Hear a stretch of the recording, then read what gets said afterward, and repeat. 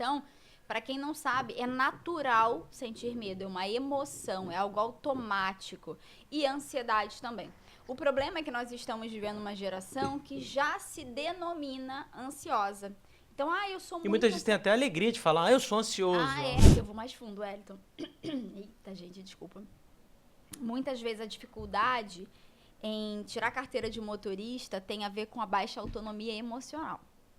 Porque, veja bem, a gente não estava preparado para falar isso aqui. Veja bem, se eu tenho agora um documento que me possibilita ir e vir aonde eu quiser, a hora que eu quiser, eu tenho que estar muito bem emocionalmente para bancar essa decisão. Vive uma vida leve quando você tem o seu objetivo bem claro na sua frente. Entendi. Porque você sabe o que você vai passar. A leveza não é ausência, então, de problema, Não é ausência de problema. A leveza vem de alguém, cara, a paz que excede todo entendimento. Ela tá falando do quê? Ela tá falando de uma paz que vai vir no meio da guerra. Então, é normal hoje em dia as pessoas falarem assim, eu não quero contratar crente. Né? Tem muita gente que fala isso. E até mesmo pessoas que estão dentro da igreja.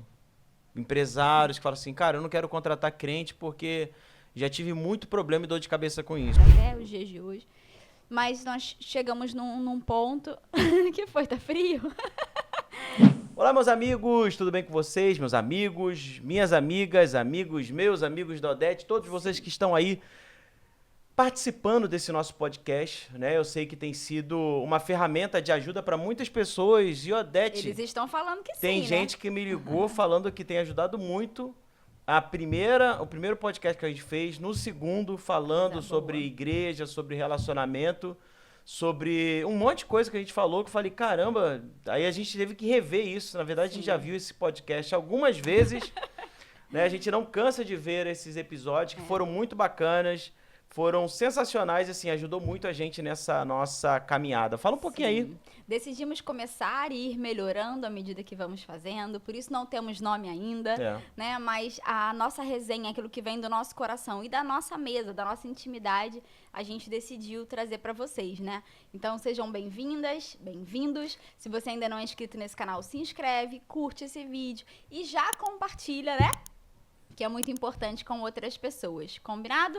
Combinado. Vamos falar sobre o que hoje? Vamos falar sobre algumas coisas legais. Hoje não temos nenhum patrocinador, mas se você quiser patrocinar o canal, já bota aí embaixo e fala assim, cara, eu queria ajudar vocês. Né? A gente tava, gente, vocês viram o que a gente faz aqui nessa sala? É verdade. A Odete até já fez um stories aqui pro nosso Eu no Futuro, né? Falando um pouco, acabou de fazer isso, pra falar um pouco da nossa história, tá? Muito bacana. E o que foi que você esqueceu? Oh, meu Deus, lasqueira. Então vamos lá, gente. A primeira coisa que eu quero falar nesse bate-papo com você, meu amor, é o seguinte. Eu separei algumas perguntas que já fizeram pra gente na nossa jornada, na nossa caminhada.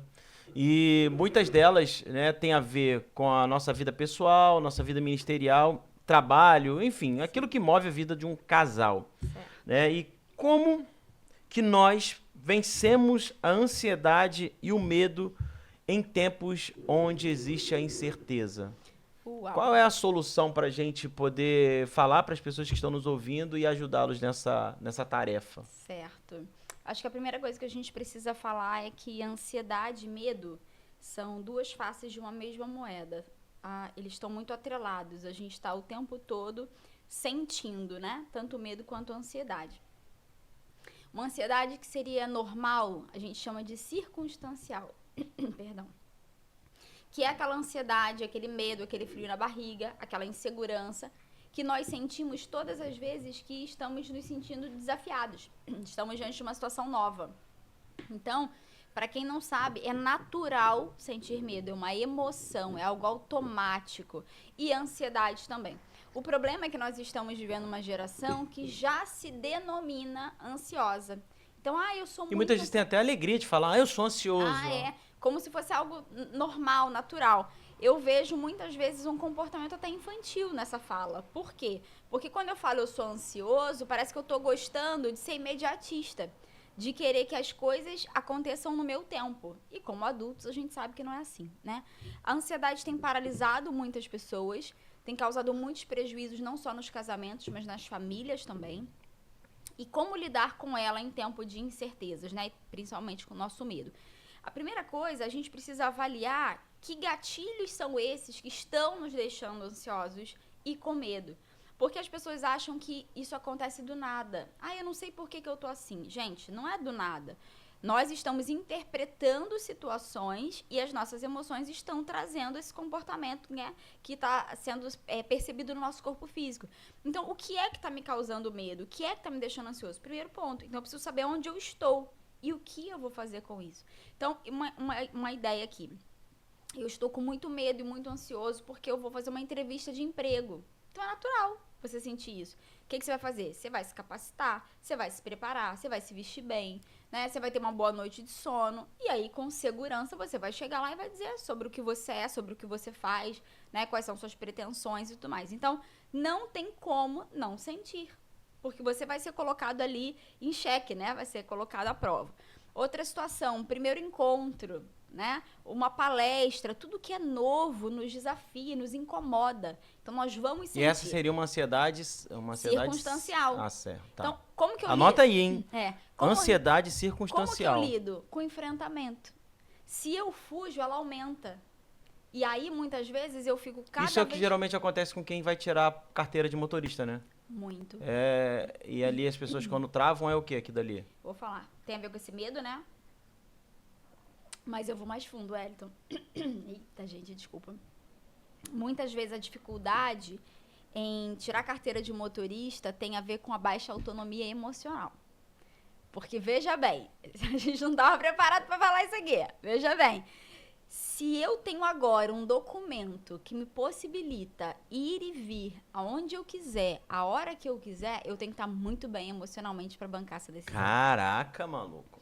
Então, tem muitas pessoas que têm dificuldade. Não vamos deixar de considerar as máfias que nós sabemos que tem, mas não faz sim. A gente sabe que existe muita máfia nisso, né? A gente até veio de uma cidade que tem um histórico de reprovação, né, muito grande, mas é uma coisa que eu sempre ficava pensando, como é que uma pessoa, ela estuda, ela faz autoescola, ela faz bem, ela sobe ladeira, ela tem uma pessoa que está do lado dela observando. Por mais que essa pessoa esteja treinando, ensinando ela, pô, passa marcha, agora você pode desligar o carro. E ela treinou. Chega na hora, cara. Tem gente que fala assim, eu travei. Sim. Tem gente que... Eu já ouvi uma história de alguém que falou assim, a pessoa entrou na prova, entrou no carro, estava tão nervosa que aí o instrutor, né, aliás, o avaliador, falou assim, agora você pode sair com o carro, pode sair do carro. Ele falou, pode sair com o carro. Essa pessoa entendeu, pode sair do carro. Ela abriu a porta, saiu do carro e foi reprovada. Olha o nível do medo, então, né? essa pessoa estava tão ansiosa, estava tão, não sei se é ansiedade, né? Tão nervosa que acabou perdendo a prova. E aí eu quero ouvir você falando mais sobre isso. A maioria das reprovações são autossabotagem. Porque se você ouvir as pessoas que são reprovadas, elas falam assim, eu sabia aquilo. Eu já fiz aquilo 1000 vezes. Chegou na hora, não deu. Chegou na hora, eu esqueci. Chegou na hora, eu travei. Então, tem a pressão de estar sendo avaliado ali, com certeza. Então, isso deixa a gente, obviamente, mais nervoso do que deveria até. Mas também tem essa possibilidade de ser uma trava emocional. E aí, se eu não dirijo, eu, muitas vezes, tenho essa dificuldade de me mover. Entende? De crescer, de fazer o que eu quero. Então, não são todas as reprovações, mas em grande parte, sim. Inclusive, se você está vivendo isso, avalie aí, né, seu momento atual. Coloca aqui embaixo nos comentários, tá? Se faz sentido, por favor, né? se faz sentido para você. Então, ainda falando sobre isso, então, beleza, a gente já descobriu essa dificuldade, né, essa dor. Sim. Agora, poderia listar, assim, 2 ou 3 coisas que as pessoas poderiam fazer para poder vencer essa questão da ansiedade circunstancial. Não, é ansiedade circunstancial? A circunstancial que a gente está falando aqui é com enfrentamento. Então, essa questão do Detran é o quê? Também. A questão da carteira de motorista tem que trabalhar as emoções também. Mas é uma ansiedade circunstancial. A ansiedade, como eu falei, de palestra, de primeira pregação, primeira célula da vida, né? Primeiro encontro, tudo que é relacionado ao novo é circunstancial. Agora, tem situações que eu já estou travado há anos. Eu tenho medo de viver isso há anos. Aí a gente precisa fazer um mergulho mais profundo na história, porque tem pessoas que têm tanto medo do novo, têm tanto medo de dar um primeiro passo, de viver coisas novas, que elas não se movem. Então elas estão presas, às vezes a gente chama até de congeladas, paradas no tempo, na história há 10, 20 anos atrás. E estão cheias de potencial, né?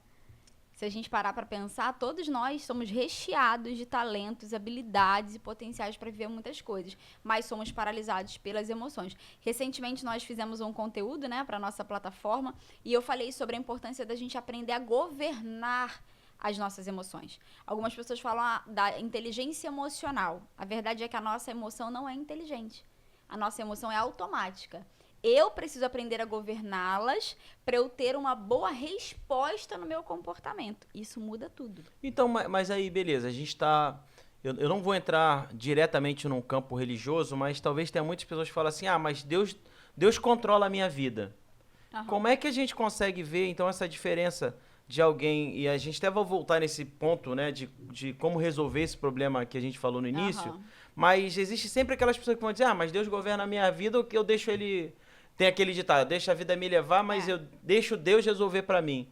Até que ponto isso é uma verdade? Isso é saudável, não é? Como que você avalia isso? Eu acho que você vai concordar comigo. Nós temos uma tendência de jogar tudo na conta de Deus, daquilo que a gente não quer ou não sabe resolver.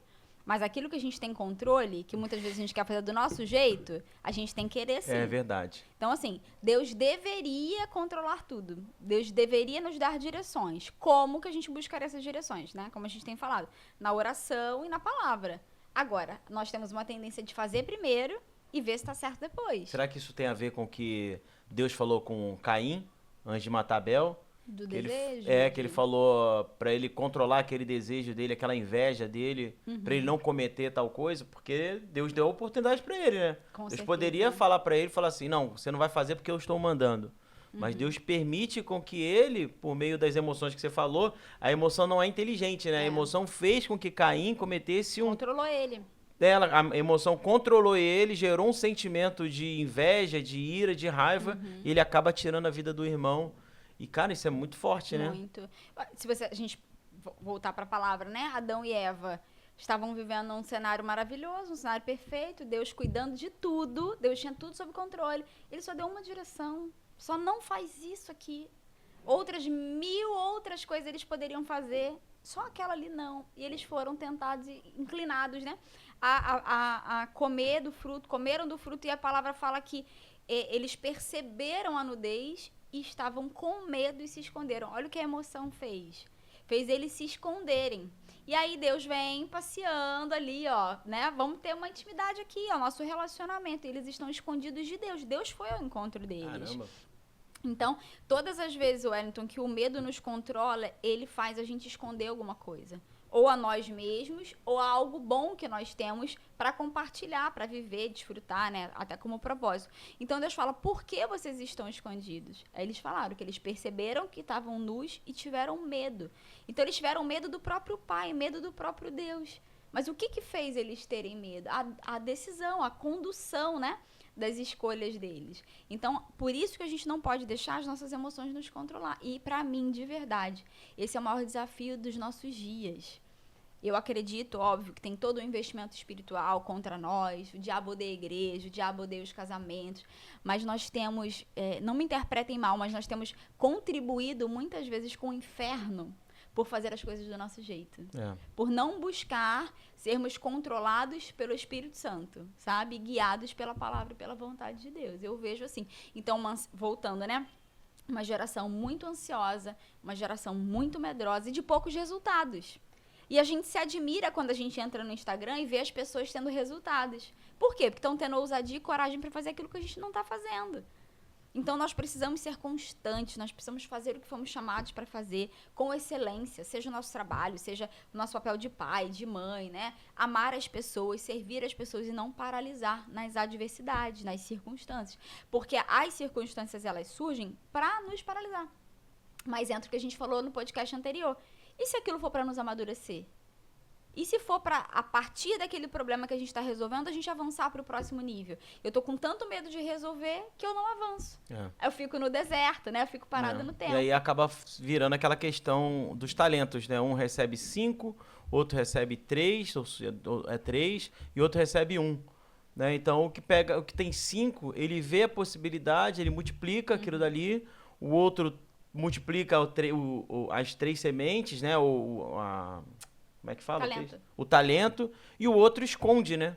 O outro pega aquele valor, ele esconde. Ele não esconde porque ele quer preservar, ele não esconde porque ele tem um interesse de alguma outra coisa, não, ele esconde por medo, né? Ele tem medo de perder aquilo, né? Ele fala, porque eu sei que o Senhor é mau, né? Porque eu sei que o Senhor cobra e tal, eu tive medo e escondi. Ele escondeu o talento dele. Então, quando a gente não usa aquilo que Deus nos deu, certamente vai ser tirado de nós e vai ser passado para outra pessoa, né? A gente perde porque... a gente falou isso, se eu não me engano, no primeiro podcast nosso, né? Não, foi no seu treinamento. Você falou isso, né? Você disse que... na verdade, você falou uma parte disso no treinamento, que é o nosso desígnio a gente não cria, né? A gente encontra. Sim. E isso faz parte de uma leitura que a gente já fez, que fala, né, que tudo que Deus criou foi para resolver um problema.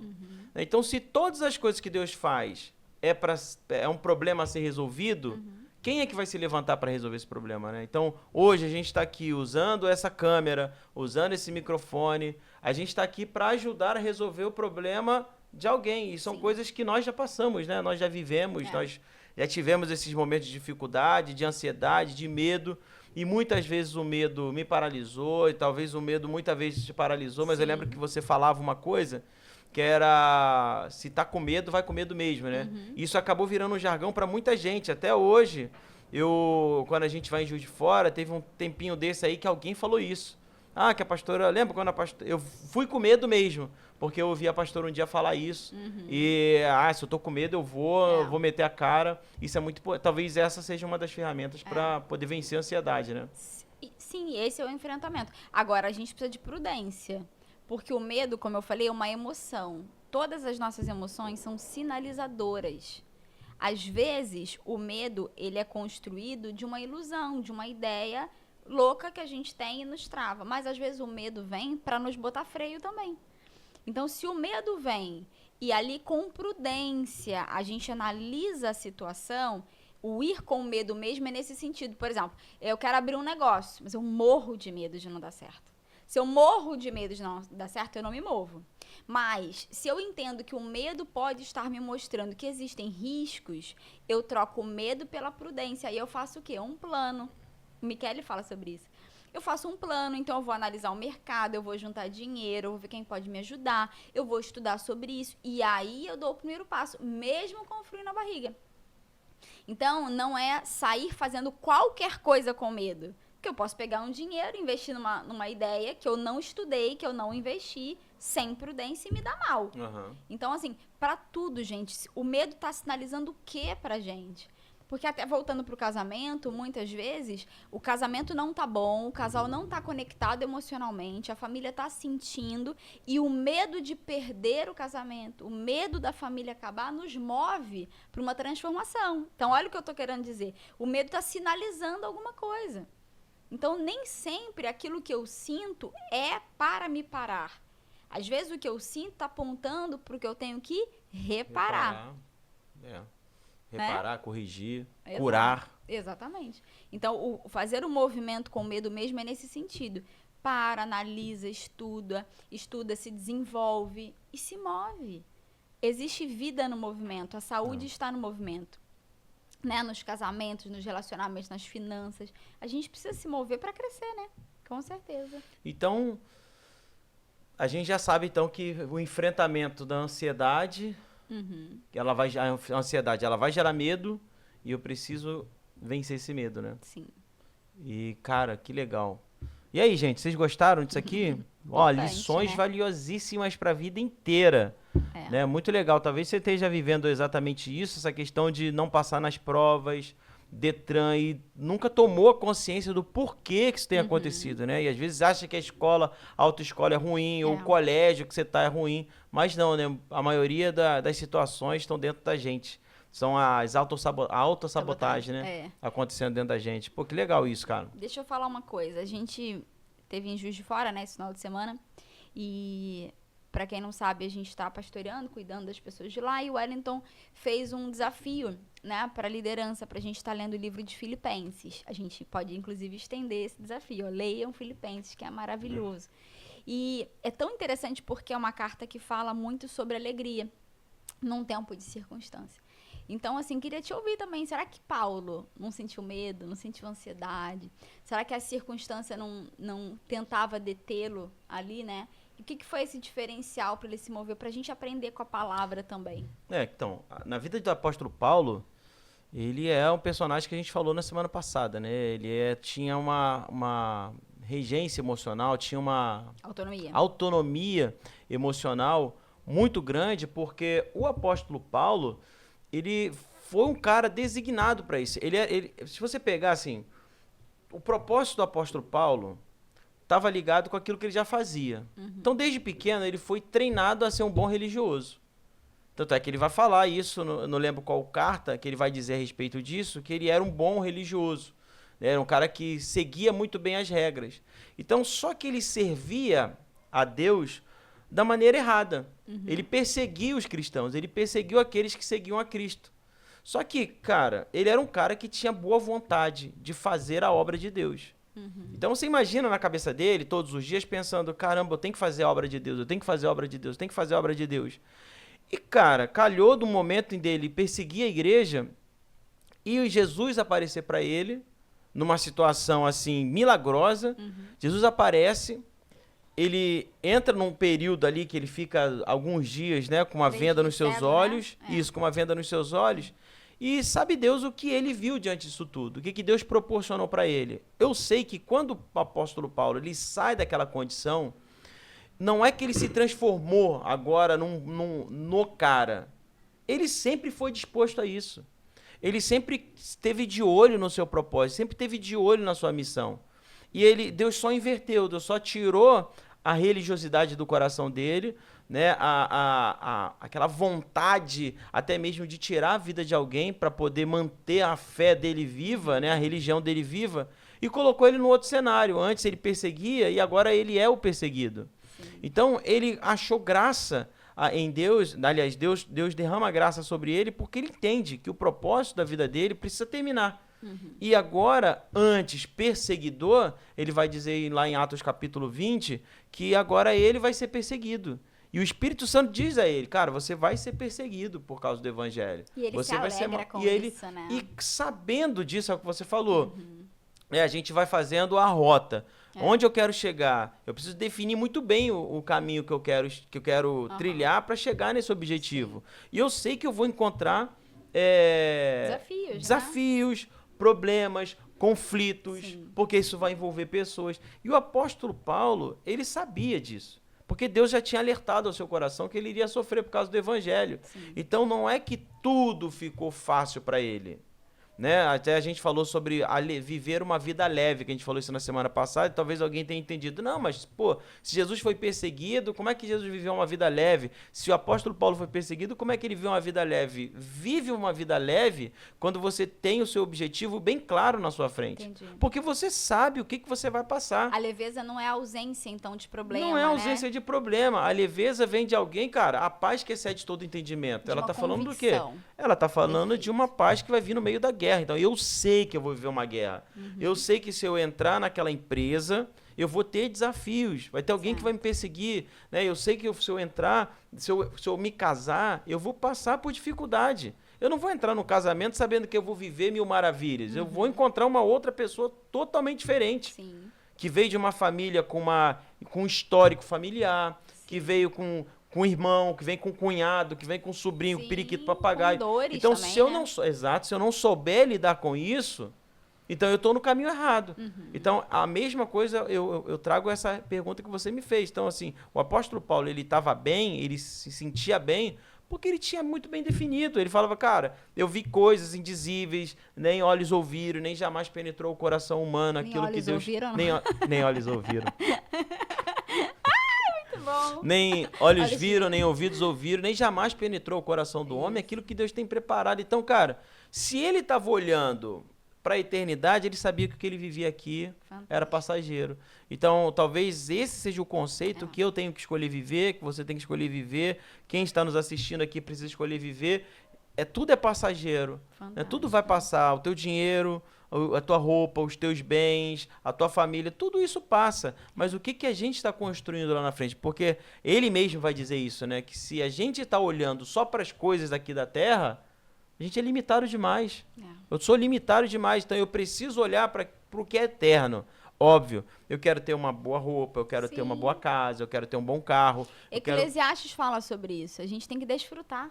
Desfrutar do fruto do nosso trabalho, desfrutar do casamento, desfrutar da vida. Mas isso não pode estar no nosso coração, porque senão isso é ilusão. Né? E ele fala, tudo é vaidade. Se você aplicar o teu coração, né, e as tuas expectativas em coisas, em pessoas, você vai se frustrar. E aí foi muito legal isso. Eu cheguei a me emocionar quando você falava sobre isso. O quanto que a vida da gente muda, usando até o próprio exemplo do apóstolo Paulo, quando nós temos uma convicção, né, de quem somos, acho que parte da identidade, e do que Deus nos chamou para fazer. Aí entra aquilo que a gente falou nos últimos também, a dor que a gente vai reparar, a igreja que nós estamos dispostos a amar e estar junto ali, num formato que nós podemos desenvolver o nosso chamado, ser úteis de alguma forma. Então, tudo vai se encaixando, né? Tudo fica melhor. É isso. Então, ó, se você está gostou dessa primeira parte aqui, então, por favor, faz o quê? Curte, se inscreve no canal e já envia para aquelas pessoas que precisam aprender sobre medo, sobre ansiedade, sobre as adversidades e principalmente mergulhar na palavra, né, para aprender e crescer muito. Bom, Odete, a segunda coisa que das perguntas que a gente separou, de tudo aquilo que a gente já ouviu, é fé no ambiente de trabalho. Como podemos ser luz sem ser religioso? No trabalho? É. Eita, que desafio. Como é que a gente consegue lidar com essa situação de estar trabalhando, de estar num lugar e não ser religioso demais, mas a pessoa às vezes tem até a intenção de ganhar as pessoas, né? Ganhar as pessoas para Jesus ali. Uma coisa que eu aprendi quando eu me converti, né, bem lá no início, que o mais importante quando a gente quer ganhar vidas para Jesus é ganhar pra gente primeiro, né? E aí isso foi muito legal, porque eu pensava assim, meu Deus, como é que evangeliza? Você sabe quem falou isso? Não, quem falou? Quem lembra não? Não. A gente estava na celebração de inverno na Sara Nossa Terra. A Bispa Lúcia Rodovalho que falou isso. Olha, que mulherão, inclusive. Beijo, hein? Bispa Lúcia.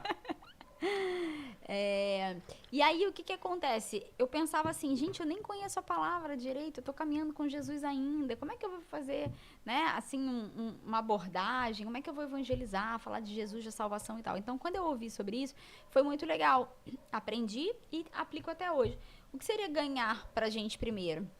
Nós precisamos ser sal e luz, nós precisamos ser agradáveis, nós precisamos ser mansos, né? Nós precisamos ser gentis, nós precisamos ser de verdade. Não estou falando aqui características que a gente precisa desenvolver sem ser. Não, nós precisamos ser. E quando nós estamos com esses corações acessíveis, aí a gente apresenta o Salvador. Então, esse é o primeiro ponto.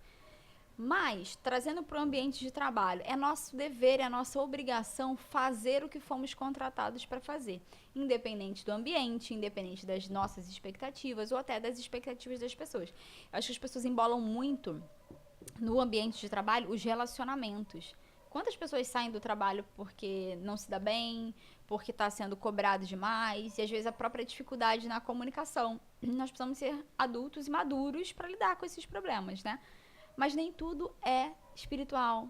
E muitas pessoas acham que tudo é espiritual. Isso é uma verdade. As pessoas tratam tudo como questões espirituais. Né? Então, tudo é perseguição. Estou passando um deserto lá. Né? E, às vezes, é um ajuste na comunicação. Às vezes, é falta de clareza, como você falou, do seu papel, daquilo que você precisa desempenhar. Né? Você está ali por qual objetivo? Você está ali para agradar pessoas? Né? Ou você está ali para cumprir aquilo que você precisa. Então, assim, eu acho que a gente precisa entender que é estranho falar isso, mas ao mesmo tempo tudo é espiritual, mas nem tudo é espiritual também. Então, o que é o meu dever? Como que eu posso ali, né, dar o meu melhor e, inclusive, dar um bom exemplo? A gente precisa falar de Jesus sem falar de Jesus. As pessoas precisam olhar para nós e ver Jesus em nós sem, às vezes, a gente falar uma palavra. Agora, vamos conseguir ser, né, esse evangelista, essa mulher espiritual e falar de Jesus o tempo todo, em qualquer ambiente de trabalho, com qualquer pessoa? Não. E a gente precisa aprender a separar as coisas também, né? Eu acho que esse é um ponto interessante. Eu tenho um exemplo que é muito, muito chato, mas talvez alguém que esteja assistindo vai se identificar com isso, né? Assim, não é comum, ou é normal? Comum. O que é o ruim? Comum. Porque normal é quando a gente passa a achar que é normal e não é, né? Então, é normal hoje em dia as pessoas falarem assim, eu não quero contratar crente. Uhum. Né? Tem muita gente que fala isso, e até mesmo pessoas que estão dentro da igreja. Empresários que falam assim, cara, eu não quero contratar crente porque já tive muito problema e dor de cabeça com isso. E, de fato, essa é uma verdade, obviamente, que eu creio e acredito que é a minoria, mas aí a minoria acaba fazendo muito barulho, né? Mas eu lembro que eu trabalhava uma vez num escritório, e nesse escritório era eu e mais 3 pessoas. E essas 3 pessoas eram crentes, né? E assim, cantava, botava louvor alto no escritório e fazia um monte de coisa ali, tudo que envolvia. Nossa, eu cantei ontem, nossa, eu fiz coisa ontem, participei de não sei o que da igreja. E uma vez, eu lembro que o gerente dessa empresa surgiu uma oportunidade de dar para uma dessas pessoas um curso. E essa pessoa que ali estava, né, ficou muito feliz. Nossa, que legal, quero fazer esse curso. Quero um curso da área dela ali mesmo no escritório, só que ela ia crescer muito mais, né? Era para tipo evoluir ela ali na função dela. Bom, feito isso, ela disse sim. E quando fez o registro do curso, essa pessoa foi, né? O gerente deu ali a Vale Transporte, pagou o Vale Transporte para essa pessoa ir para o curso, faltava dia de trabalho. Cara, para tristeza, quando essa pessoa sai do curso, termina o curso, talvez ali alguém, né, no instituto fez um convite para essa pessoa trabalhar no escritório dela. Ah, eu gostei de você. Cara, não é que essa pessoa passou uma semana depois que terminou o curso, sentou com o gerente, né, com o diretor, sentou com o diretor e falou, olha, eu estou pedindo as minhas contas, eu quero ir embora. E aí o diretor falou assim, mas por que você vai embora? É porque surgiu uma oportunidade melhor de emprego. Uau. E essa pessoa saiu daquele escritório onde a empresa pagou o curso para ela, investiu nela, e essa pessoa que cantava, que salmodiava dentro do escritório, dizendo que era crente, que participava né, das coisas da igreja, toma uma atitude como essa. Deu um péssimo exemplo. E aí, talvez você esteja até pensando assim, mas pô, né, mas a gente não sabe o dia de amanhã, o patrão poderia mandar ela embora. Mas essa porta não seria aberta se esse patrão não tivesse dado essa oportunidade. oportunidade. Então, assim, eu acho que muitas vezes a gente precisa de com coerência, e é o que você falou, cara, eu quero ganhar as pessoas para Jesus no trabalho, mas eu preciso ganhar com o exemplo. Com certeza. Né? Então, poderia chegar pro patrão e falar assim, ó, diretor, apareceu essa oportunidade para mim lá. Eu Você preciso tá me pagando... ser claro, eu quero ser verdadeiro. Exato. Aconteceu uma situação, né? Vamos falar sobre isso aqui, porque talvez a própria oportunidade surgisse ali. Sim, é verdade, né? porque ela podia chegar e falar assim, ó, tô recebendo 1.000, essa pessoa me ofereceu 1.600. E assim, além do 1.600, tem não sei o quê, eu fiquei bem mexido, mas eu quero ficar com você. Eu tenho certeza que se essa pessoa tomasse essa atitude, talvez poderia receber uma promoção, num tempo certo, né? E tá recebendo o que talvez foi proposto para ela ou para ele. E ali. se Então, não recebesse, poderia agradecer ou fazer planos de um dia fazer essa mudança. Mas dar o direito, né? Daquele que investiu. Exatamente. Ter a oportunidade também. E aí o que aconteceu? Qual foi o resultado disso? Mau testemunho. O diretor falou, tá vendo? Crente. Veio aqui, usou, gastei, eu poderia ter pago o curso para outra pessoa, agora eu paguei para essa pessoa saiu. E certamente essa pessoa, quando foi convidada a fazer o curso, disse que poderia contar com ela. Não, né? e Tem pasmem, isso, né? vai piorar. Essa pessoa, quando saiu, lembra que eu disse que tinha 3 pessoas? Sim. As outras 2 pessoas eram amigas dela. Levou junto. Levou junto. Levou junto para Deus. outra empresa. Então, a gente precisa ter muito cuidado com isso, né? Quando a gente fala de ambiente de trabalho, eu preciso ser o exemplo. Cara, eu lembro, isso assim, até se a Aline Frizeiro e o Tinoco, a Aline e o Felipe estiverem aqui, né? Eles estão assistindo, eles vão comprovar isso. Cara, eu trabalhei numa agência e a agência, pô, tem muita gente doida. E eu trabalhei sendo cristão ao lado de 2 homossexuais. E assim, quando eu saí da empresa, quando eu saí da agência, eu não tive problema com nenhum dos dois, porque eu brincava com eles, conversava sobre videogame, trocava ideia. E lembro de um deles, que era o mais espalhafatoso, falar, caraca, você nem parece que é crente, você é uma pessoa legal. E você já era Você nem pastor, precisa falar, inclusive, né? eu era pastor, você nem precisa ficar falando de Jesus. E às vezes perguntava sobre o evangelho, perguntava sobre o cristianismo e pelas ações que a gente vem tomando. Então assim, você não precisa forçar, é o que o Odete falou, ganha pra você. Ah, mas fulano é isso, fulano é aquilo, ele vive em pecado, ele não sei o quê. Você não tem nada a ver com a vida das pessoas do seu trabalho. Você foi contratado para fazer o que tem que ser feito. Se eu fui contratado para ser web design, para ser design gráfico, ou seja lá o que for, a minha função é essa. Agora, se eu quero algo a mais, se eu quero pregar o evangelho, seja o melhor funcionário. Com certeza. Seja um exemplo dentro da empresa. E aí sim vai vir as promoções, vai vir aquilo que precisa ser feito. Sim. É. E esse exemplo aí, tanto de trabalho, acontece também muito em famílias e até com amigos, velho. Então, quando a gente quer que o outro se converta na marra, né? A gente acha que nós agora somos os salvadores, entendeu? E aí a gente quer fazer um raio-x da vida da pessoa, apresentar todos os problemas, todos os pecados e dizer o que o outro tem que fazer. E muitas vezes as pessoas, por amor aos amigos, né, vão à igreja, até se batizam. Eu sei disso, eu já vivi isso muitas vezes para agradar, né? Mas não tem uma conversão genuína. E aí as pessoas têm expectativas ilusórias na igreja e nas pessoas, elas se frustram e frustram pessoas, depois elas saem e não voltam mais. Então quem convence é o Espírito Santo. Nós precisamos, exatamente isso que você falou, a gente precisa de verdade, a gente precisa amar, a gente precisa sorrir, independente das escolhas que os outros fazem, porque tem esses, né, que tem essa opção sexual, mas tem o adúltero na empresa, tem a infantil, tem a mentirosa e por aí vai. Né? Então, assim, como lidar com o outro, apesar de, com amor. E eu acho que essa é a principal arma do cristão, né? E até mesmo quando no escritório tem alguém que é cristão, ou é crente, né? Vamos dizer que é crente. E fica causando dentro da empresa. Mas e geralmente você precisa, é o mais chato. Então, mas aí você precisa lidar, saber lidar com aquela situação. Sim. Porque, veja bem, olha que situação. Você está num ambiente de trabalho onde tem todo tipo de gente. E aí tem o crente chato, né?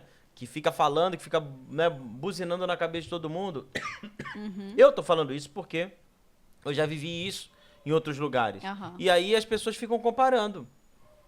Né? Talvez isso aconteça na faculdade também, no colégio. Deixa eu dar um exemplo, então. Quando eu entrei na faculdade, em 2007, eu já era convertida, né, e tudo mais. Em 2008, eu fui consagrada pastora. Então, as pessoas da turma diziam assim, não vamos chamar a Odete porque ela não vai. Não fala com ela porque ela não gosta. E quando eu descobria que tinha coisas, eu me envolvia. E eles diziam assim, como assim você vai? Que bom que você veio, mas não era rave, balada, essas coisas, mas, por exemplo, confraternizações, né, restaurantes, e pasmem, eu ia e ainda levava meu marido. Eu não esqueço um dia que eles fizeram uma festa junina, não sei se você lembra. Tem as fotos. E eles tinham certeza que nós não íamos. Chegamos lá, eu, Wellington, Denis e Ruth, detalhe, de roupinha xadrez, e ficaram todos surpresos. Porque como que eu estaria naquele ambiente? A pastora, o pastor e os filhos. E, gente, o que aconteceu? Nós os constrangemos no amor. Nós não estávamos ali por conta das... E ficavam perguntando como é que é a igreja, não, né? Como é que é a igreja que vocês vão? Exato, nós não fomos pelas comidas típicas, nós não fomos para ver bebedeira, porque tinha bebedeira, inclusive, mas nós fomos por amor àquelas vidas. E foi tão especial, porque eles perguntavam exatamente isso, né? Como que vocês lidam com isso? Né? Como é que vocês fazem para frequentar esses ambientes? Como é que vocês fazem? Óbvio, gente, tinha propósito pra gente estar ali. Mas resumindo, Eu não me afastei das pessoas, apesar das escolhas delas. Pelo contrário. E eu fui escolhida, não sei se você lembra, para ser oradora da minha turma. Sempre. E aí, sempre olha que coisa legal. Tudo que acontecia na turma, eles pediam oração. Todas as vezes que eles passavam por algum problema, eles queriam abrir o coração comigo. Então, eu era a psicóloga ali na informação, mas também a pastora. E quando eu fui falar na formatura, eu dei toda glória a Deus pelo processo que nós tínhamos vivido juntos ali por mais de 5 anos. Eu tenho isso registrado. Olha isso. Então, foi muito especial, né? Eu poderia ter afastado as pessoas porque eles são difíceis, porque olha as escolhas que eles fazem e somos todos diferentes. Mas, pelo contrário, até hoje, né, nós temos bons relacionamentos e pessoas próximas. A minha sócia na empresa, né, de psicologia e de desenvolvimento humano dessa época da minha faculdade, né, pessoas que seguem nas redes sociais, que até hoje me acompanham, ou seja, por uma simples decisão, amar, né? Então, acho que esse exemplo fica bem claro aqui para todos sobre o que devemos ou não devemos fazer, né? Então, guarda isso no teu coração. Você não tem nada que se envolver na vida de ninguém até que ela abra o caminho para você. Perfeito. Tá no trabalho, faz o seu, fica na sua, vai nas festinhas de trabalho, vai mesmo, pode ir na festinha de trabalho. Você sabe quem você é. Só que você é sal e luz lá. Você é sal e luz. Agora. Vai, participa e, cara, entrega o teu melhor, porque vai aparecer uma oportunidade, alguém vai aparecer chorando, alguém vai aparecer triste. Isso. E sabe as oportunidades que geralmente surgem? Que nesses ambientes estejam ligados. Surgem as rodas dos escarnecedores. E não significa necessariamente os que estão sentados bebendo, mas os que estão caluniando, os que estão mentindo, os que estão deturpando as coisas. E ali você tem a oportunidade, inclusive, nesses ambientes informais, né? Nessas situações, de trazer o amor, de trazer a verdade, de porque trazer eles ficam o observando também, né? Olha lá, fulano, óbvio. tá quietinha, não é possível que não sei o quê, não é possível que não sei o que lá. Daqui a pouco vai passar Wellington, uma horinha, daqui a pouco tá lá sentado do teu lado. Muitas pessoas como é que você consegue ficar quietinho desse jeito? perderam amigos, perderam trabalho, se distanciaram de parentes, porque agora eu sou crente, eu não posso mais nada, eu não vou em eventos de família, se tem culto, eu não faço mais nada. Gente, a gente precisa equilibrar as coisas. Gente, ó, se você pensa assim, leia a carta de 1 Coríntios. Você vai se escandalizar quando você começar, não é ler, mas estudar profundamente a carta de Coríntios, você vai falar assim, caramba, Paulo é maluco, Paulo é doido. Né? Caramba, como é que ele tá dizendo isso? Então pode isso, então dá pra fazer isso. Então assim, são coisas que nós como cristãos precisamos saber. Eu sei quem eu sou, então eu vou. Agora, se você não sabe quem você é, se você não tem certeza e convicção da tua firmeza, não vá. Porque você vai fazer vergonha. Tudo é lícito, mas nem tudo convém. Nem todo ambiente convém, gente. A gente não tá falando vá para todos os lugares e faça todas as coisas. Vamos ter bom senso também, né? É isso aí. Não se esquece de se inscrever no canal, ativar o sininho das notificações, curtir, deixar um seu comentário e compartilhar esse vídeo para quantas pessoas você puder. Última pergunta desse nosso Café da manhã com resenha. Não sabemos o nome. Deixa aqui embaixo, por favor, um comentário, uma sugestão de nome para o nosso Pod Encontro, podcast em casa, sei lá, o que você imaginar aí. Vamos lá. Uma outra pergunta que tem aqui, e a nossa última, é o seguinte.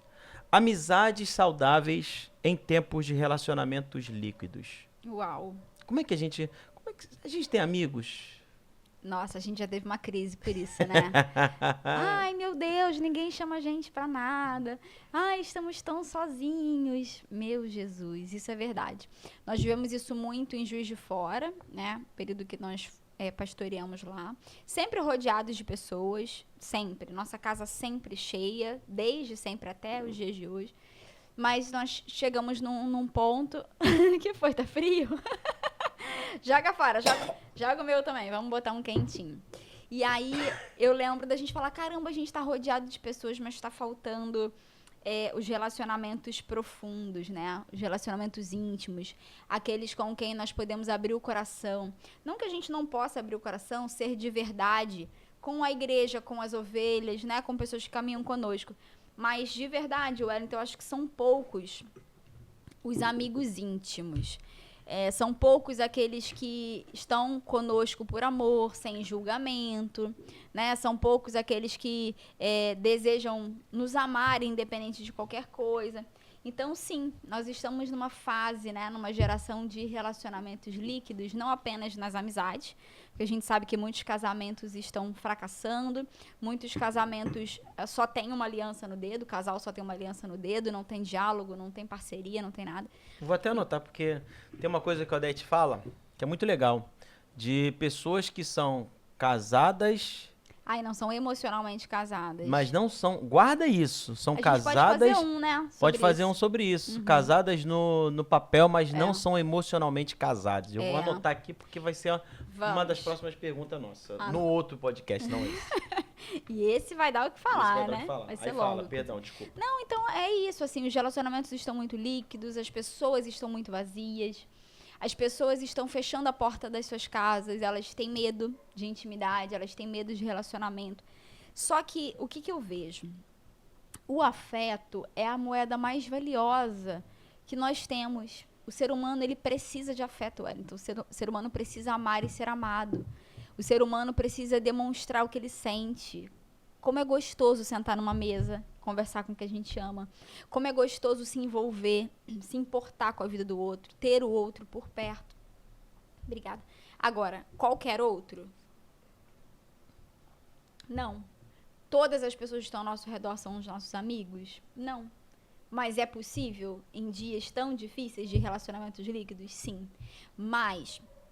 pra gente ter bons amigos, nós precisamos ser bons amigos primeiro. Isso é maravilhoso. Né? Eu já me fechei um tempo assim, ninguém me chama, também não vou chamar ninguém. Você sabe, né? O quanto que eu reclamava. Ninguém quer ter trabalho, não. Então também não quero. Ninguém me chama pra fazer pra me oferecer uma comida. Ninguém quer, né? Ninguém quer, sei lá, ter trabalho, investir financeiramente, mas o povo só quer o venha a nós. Eu tive uma fase muito encrenqueira nesse sentido. A gente, inclusive, tem uma casa em Chácara, né? Uma cidadezinha pequena. E a gente falava assim, o povo só vem se a gente chamar. Aqui tem churrasco, aqui tem arraiá, aqui tem fogueira. Mas e cadê os convites? Por que ninguém faz isso, né? Até que o Wellington falou, gente, mas por que você tá esperando as coisas dos outros? Ele me constrange de umas formas que vocês não têm ideia. Por que você tá fazendo para receber em troca? Isso tá certo? E aquilo me constrangeu, me confrontou, né? Eu falei, nossa, é verdade. E eu sempre amei receber, eu aprendi isso com a minha mãe. Eu sempre aprendi a colocar uma mesa, eu sempre aprendi a colocar flores na casa. Inclusive, botei ali em homenagem à mamãe, que me deu essas flores essa semana. Sogra!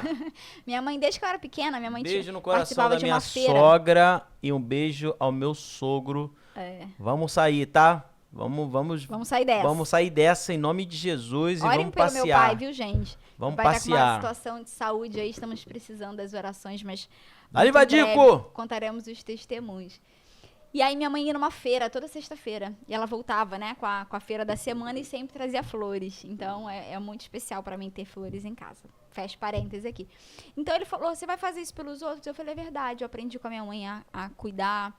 Meu pai sempre convidou muitas pessoas. Todo final de semana, o Wellington tinha gente na nossa casa. Se a gente viajava, a gente levava pessoas. Se a gente estava só em casa, tinha gente. Era churrasco, era tudo que vocês possam imaginar. Então isso é muito da minha família também. E a Bíblia nos ensina. A Bíblia nos ensina a ser hospitaleiros. A Bíblia nos ensina essa é até uma recomendação pro presbitério, se eu não me engano. 1 Timóteo, né? 1 Timóteo lá, recomendação para o presbítero. Para quem quer ser um líder em geral, ser bom hospitaleiro. Como que a gente vai ser um bom líder sem receber as pessoas? Sem olhar nos olhos, né? Sem amar, sem cuidar, não tem como. Então, nós precisamos Mas também tem que ter muito cuidado, né? Eu lembro uma vez aqui, desculpa te cortar, Pode falar. De uma vez que foi uma situação assim, eu convidei uma pessoa para ir lá em casa. Eu lembro. E essa pessoa, não sei se era antropólogo, sei lá, que uma zoeira dessa aí. E aí, falei, vamos lá em casa tomar um café, não sei o quê, parará. Tava tão feliz com aquela pessoa. E aí, cara, essa pessoa... Mal conhecia. Né? Também aí uma outra coisa, né? De você não levar qualquer pessoa na sua casa, né?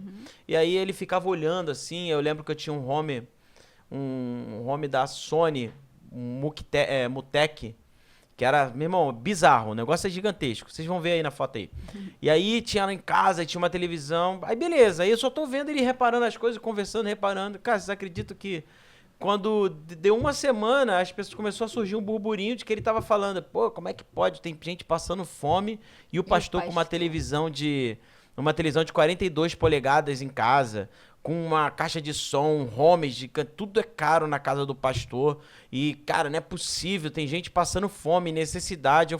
E aí, aqui dali, aquele tempo foi o tempo que eu me fechei. Uhum. Foi o tempo que eu falei assim, cara, eu não vou trazer mais ninguém pra dentro de casa. Sim, mas aí, óbvio, aí com o tempo nós aprendemos que a gente precisa ter equilíbrio. A gente precisa selecionar, não no sentido de fazer panela, não. Eu digo assim, selecionar o tempo que as pessoas podem acessar a nossa intimidade.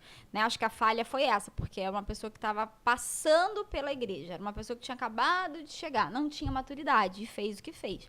Né? Então, assim, todas as pessoas da nossa igreja já passaram pela nossa casa. Aqui, inclusive, praticamente todo mundo, porque a igreja é maior, né?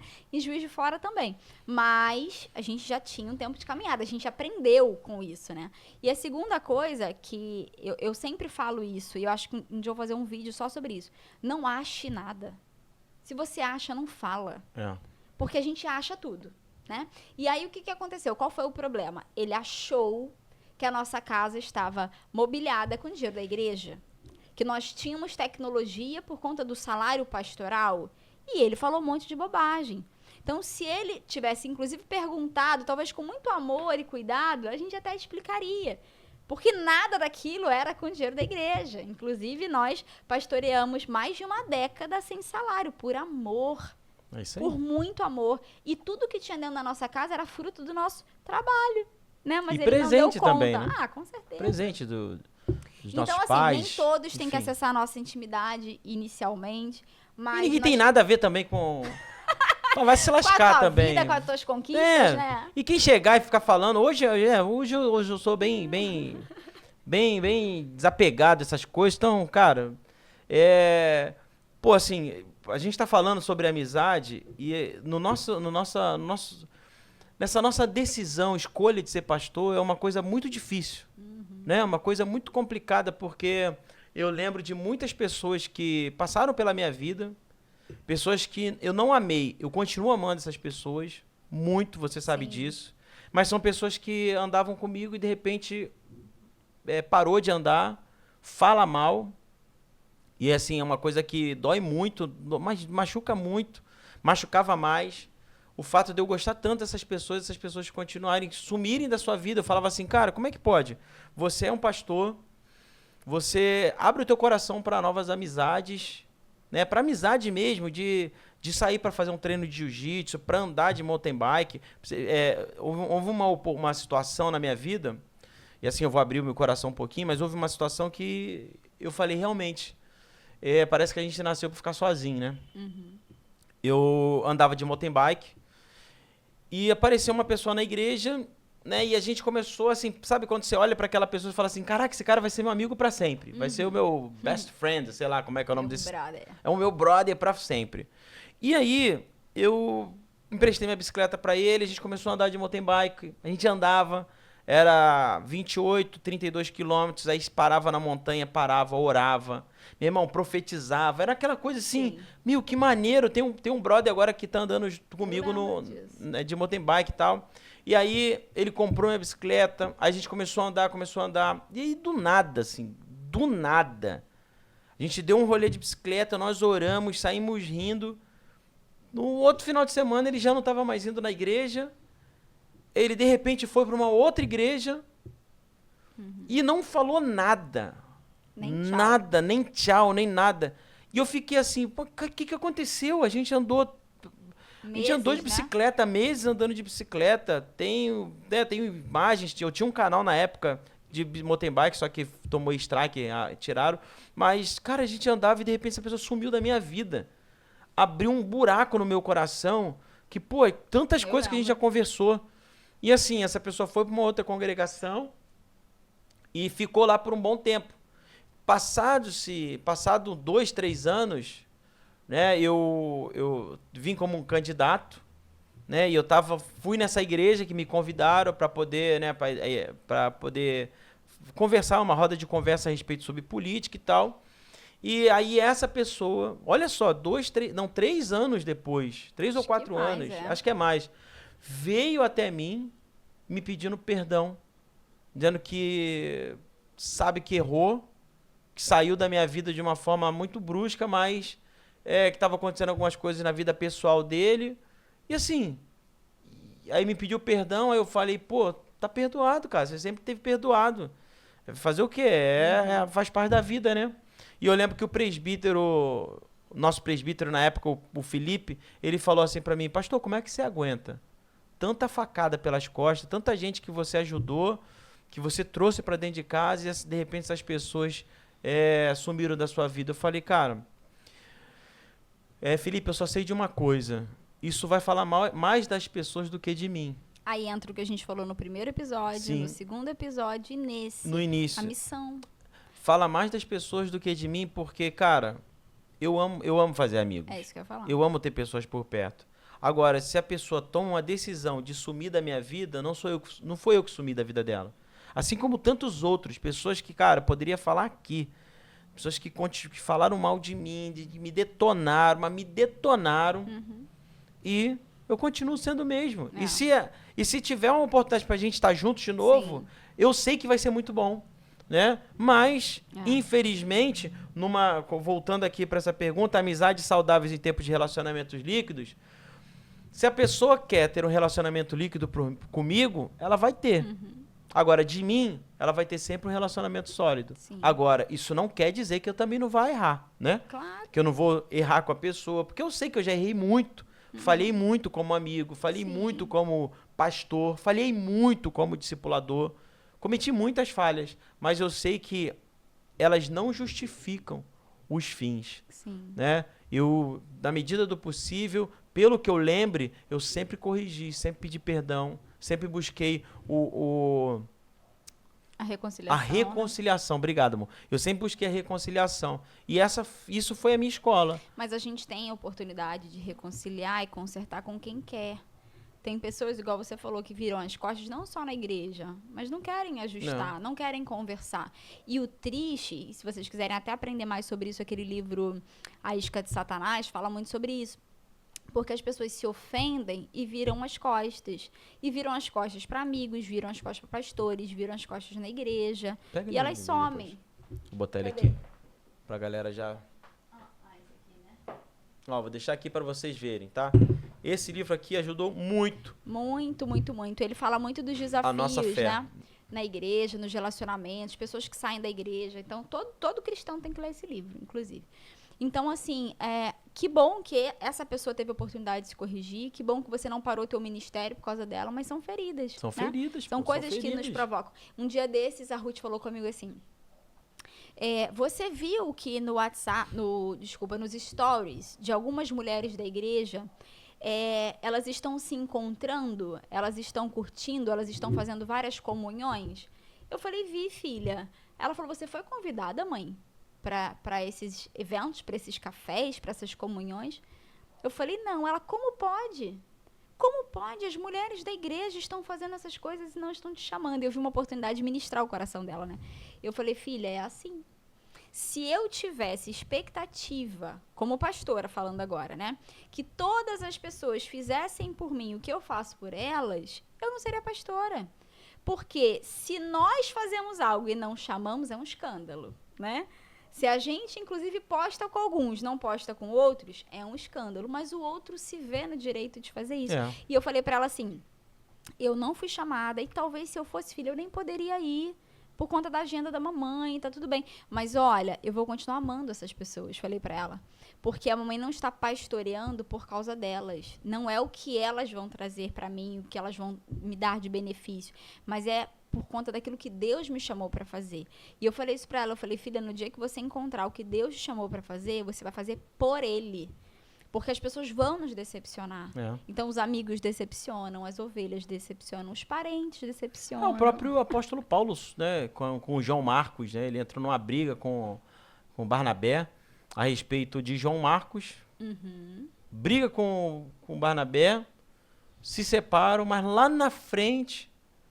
O apóstolo Paulo fala, chama João Marcos para mim, que ele é muito precioso. Relacionamento. Né? Então, eu aprendi isso para a gente poder encerrar, que isso serve tanto para a igreja quanto na nossa vida. Na nossa vida, existem as pessoas que vão vir, as pessoas que vão embora e as pessoas que vão voltar. É verdade. E, diante disso, o nosso coração tem que estar sempre aberto.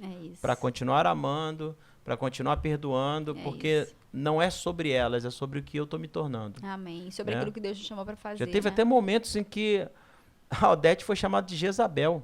Ai, meu Deus, isso né? aí dava outro podcast. Dava um outro podcast, mas a gente vai falar isso numa próxima oportunidade, mas a Odete foi chamada de Jezabel. Por cada coisa, meu Deus.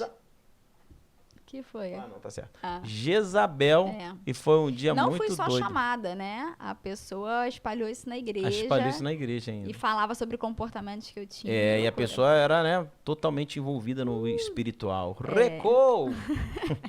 Nós poderíamos ter paralisado lá também, Poderíamos, né? Mas sim. aquilo nos amadureceu. Então, pra gente finalizar, eu me lembrei de um versículo, acho que a gente podia falar. Colossenses 3:23, fala tudo aquilo que você for fazer, faça como para o Senhor e não para os homens, né? Então, no trabalho, dá o teu melhor como para o Senhor. Nas amizades, investe, dá o teu melhor, porque tem a ver com o Senhor. E tudo que você fizer no casamento, na casa, né, no dia a dia, acho que envolve tudo isso que a gente falou hoje. Né, meu amor? É isso aí, legal. Gente, não se esquece, por favor, se inscreve no canal, ativa o sininho das notificações, curta o vídeo se você tá aqui até o final e comente, deixa um comentário qualquer tá bom embaixo. Para vocês ouvirem, né? Porque a plataforma, ela vai entender que vocês estão interagindo e ela vai jogar esse vídeo para mais e mais pessoas. Então, como eu quero ficar famoso, tô brincando, como eu quero que os nossos assuntos cheguem mais e mais pessoas, por favor, ajuda a gente aí. Tá bom? Eu tô achando que a nossa cachorra que deitou ali, ela mudou um pouquinho a câmera, então tô com mais espaço aqui e ela tá com menos espaço lá. A culpa é da Mel que tá ali, mas ela real. Daqui a pouco eu vou descer com ela, vou dar beijinhos nela, né? Tô brincando, vou dar beijinho nada, vou dar beijinho na minha esposa. Beijo. Até o próximo vídeo, se Deus quiser. Um grande abraço, Deus abençoe. Tchau. Tchau. Mel, foi ela mesmo. Ela deitou no tripé. Mostra ela aí. Vem cá, sua godinha. Aqui, ó. Ó a culpada. Aí. A culpada. Olha os bastidores, ó. Olha os bastidores, gente. Valeu!